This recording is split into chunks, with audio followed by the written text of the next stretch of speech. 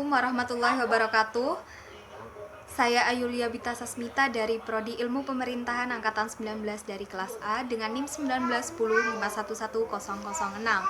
dan dengan salah satu teman saya yaitu Saya Vicky Alisonia Lukitasari dari Ilmu Pemerintahan kelas. Baik, pada kesempatan kali ini saya akan mempresentasikan tentang reformasi birokrasi. Dan yang pertama kita harus mengetahui apa birokrasi itu. Nah, birokrasi merupakan tatanan organisasi yang berada di garda terdepan untuk melayani masyarakat dalam pelayanan publik. Dan birokrasi ini dikenal sebagai proses pemerintahan yang berbelit-belit dan menjengkelkan bagi masyarakat karena prosedurnya itu dari meja ke meja yang pada ujungnya akan dikenakan tarif biaya.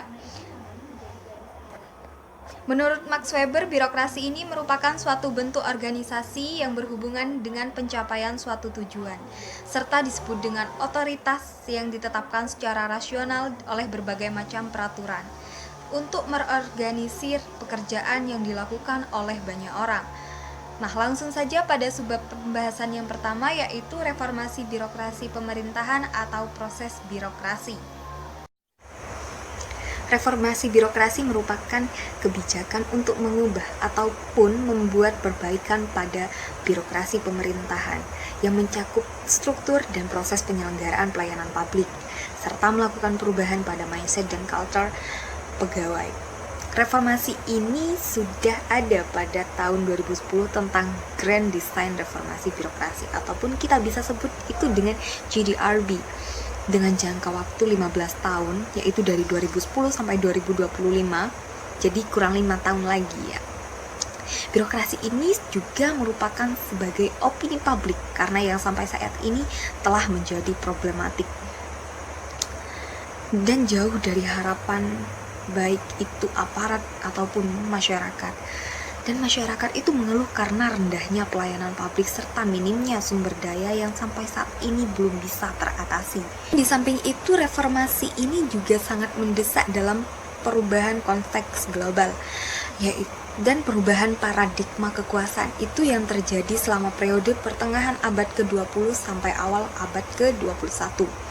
Nah, birokrasi ini juga memiliki tujuan untuk menciptakan birokrasi pemerintah yang profesional dengan karakteristik adaptif, berintegritas, berkinerja tinggi, bebas KKN, mensejahterakan, dan berdedikasi yang tinggi, serta mampu melayani pelayanan publik dengan bersifat netral dan memegang teguh nilai-nilai dasar dan kode etik aparatur negara yang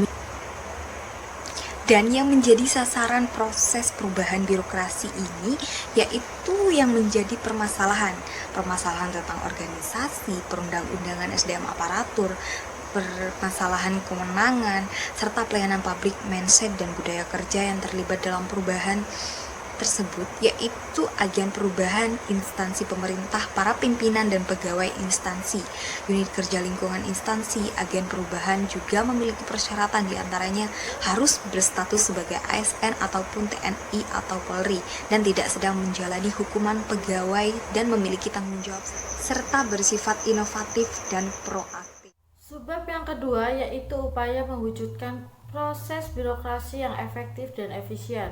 Secara umum, birokrasi merupakan tipe organisasi yang dimaksudkan untuk mencapai tujuan administrasi secara sistematis teratur pekerjaan yang dilakukan secara koordinasi dengan para organisasi lain. Namun secara akademik, birokrasi merupakan penyelesaian masalah, dan secara teknis, pelaksanaan birokrasi ini termasuk dalam suatu masalah. Hal ini yang membuat masyarakat malas berurusan dengan para birokrat. Langkah peningkatan yang pertama yaitu dilakukan secara sederhana atau mudah. Yang kedua, efektivitas dalam pencapaian visi atau tujuan. Yang ketiga, kejelasan dan kepastian, yakni cepat dan tepat. Yang keempat, terbuka atau transparan. Yang kelima, efisien, mengadakan pelatihan khusus. Adanya langkah-langkah tersebut dihadapkan tidak akan ada keluhan lagi dari masyarakat.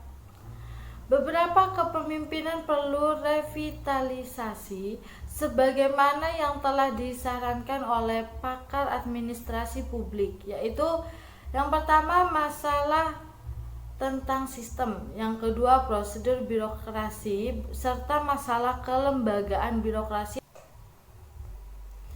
Sub yang terakhir yaitu tentang mengatasi problem reformasi birokrasi yang masih belum optimal, yaitu dengan cara satu, mengingatkan kembali misi atau tujuan awal pengambilan keputusan yang sangat tepat dan yang bertepatan dengan remunerasi.